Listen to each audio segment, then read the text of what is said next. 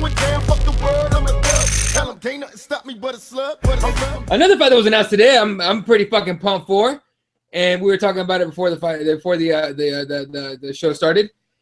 Good old Francis Ngannou taking on Alistair Overeem at UFC 218. That's the first big fight I think announced for that card, if I'm not mistaken. That's a big fucking fight for heavyweight division. That is, Ngannou wins that fight at the title shot. I mean, I don't see any other way, right?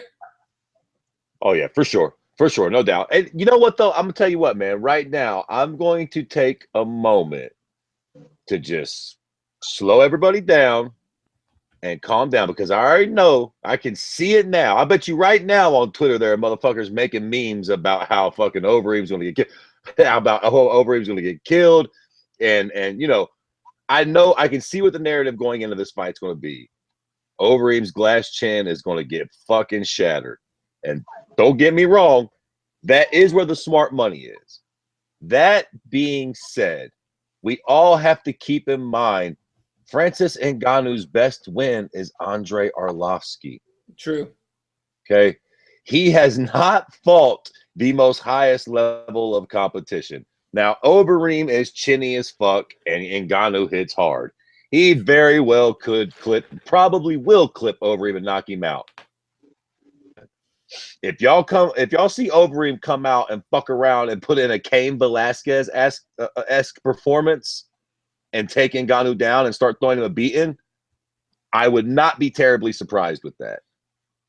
I mean, Ngannou's very talented, but he's green as shit, man. And in MMA, we jump the gun a lot. And maybe Ngannou is the real deal. Maybe he steamrolls through Overeem. But Overeem, make no mistake about it, Overeem is a very, very big jump up in competition for Francis Ngannou. What are your thoughts on that, Jesse? Because, again, everyone's thinking Ngannou's the future of the heavyweight, right? But Fred makes a really good point.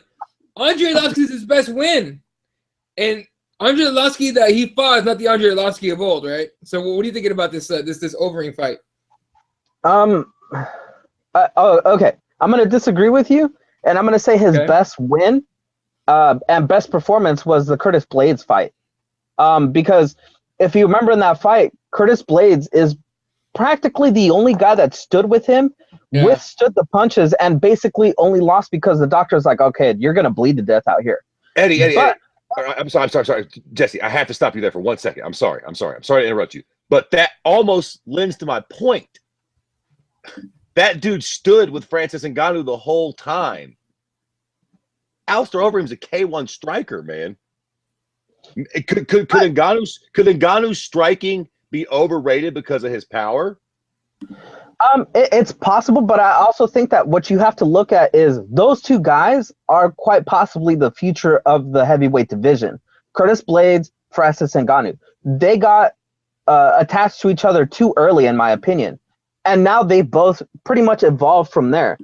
And pretty much, I mean, if you look at Ngannou's record, I mean, Anthony Hamilton is not a chump by any means. You know, he's not the best heavyweight, but he's not a chump either way. Like I said, Curtis Blaydes, another guy who's not a chump and is getting better by each match that he gets. Luis Enrique, another guy who's also, you know, he's not a tomato can. Nobody's going to go in there and just run him over. But yet Ngannou's been just getting progressively better. What I like about Ngannou in this fight is that we've seen his progression getting better. Now, the biggest thing that you got to point to is Overeem. How many knockouts he has. I think he's probably the one with the most knockouts, losses by knockout in the heavyweight division. I think if you count him up, he's pretty much the one that's cut the record there. So, I mean, when you're fighting a guy that's that heavy-handed, it's more than likely that you're going to go down pretty easily, right? I think, I don't know. I agree with you, Fred. Maybe he's a little bit overrated. Maybe he's not. The only way we're going to find out is if we give him these tests, right? So that JDS fight that they had set up for him, that was a great test to see where he was at. We didn't get it. Now we're getting this Alistair Overeem fight. Great. Either way, we're going to find out where he really is. It doesn't matter if he wins or loses. We just need to find out where he is right now. Oh, don't get me wrong. I like the fight. I feel like people are going to completely sleep on Overeem and just be like, oh, here we go.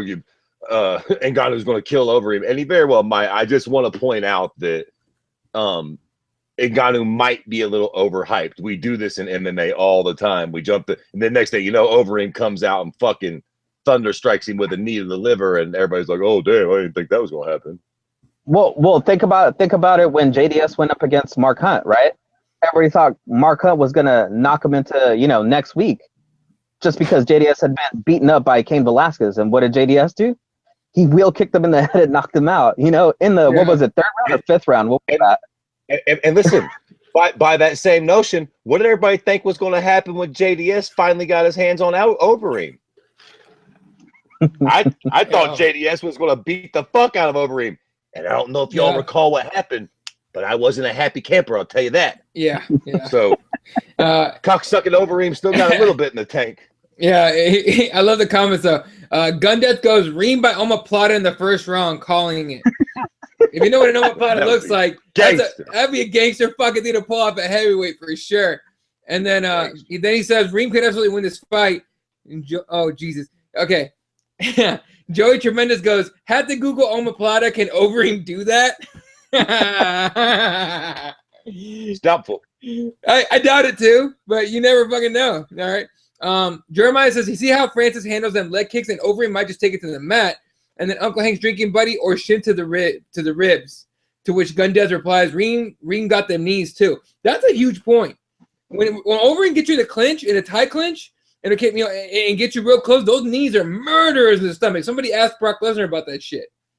I mean, listen, one thing Jesse's right about. We'll find out where Ngannou stands here. This is definitely where we find out how real he is, and if he does deserve to be in a title shot or in a title fight or whatever. But what is also good, Fred, too, is that now he's actually training here in the States. He's not in nobody's ever heard of Jim. He's in Nevada training for this fight. He's moved his camp out here. That's great, man. We're gonna see just a new and improved Francis Ngannou. And let's say he runs through Overeem. Why not give him a title shot after that? Because everybody's claiming that Overeem should get the next title shot.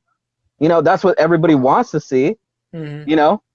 So why not, if this goes through, just give him the title shot? I mean, I was among the people that thought that Cody Garbrandt was too early in his career for a title shot, yet he shocked a lot of people with how he handled that title shot. So I don't know, man. I'm just excited to see that fight.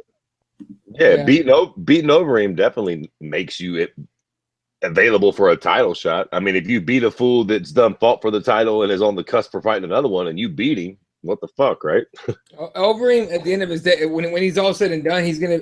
If there was an MMA Hall of Fame, he'd be in it for all that he's done in his career. So for sure. He's definitely a title shot. A win with Overeem is a title shot. Motherfuckers love it to be a soldier. Must maintain composure at ease. Don't like